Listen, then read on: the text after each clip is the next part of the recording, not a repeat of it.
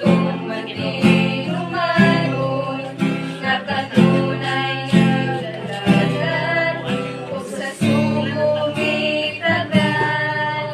Si Jesus andang kanunay, sapagkat ako kalipay, niya tumahal akutay, kung nagampo kanunay. Kang Jesus, itanunay kalipay. Kang Jesus,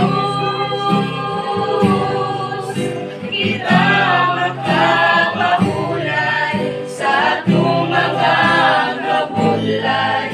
O Kang Jesus, kita makamugawan.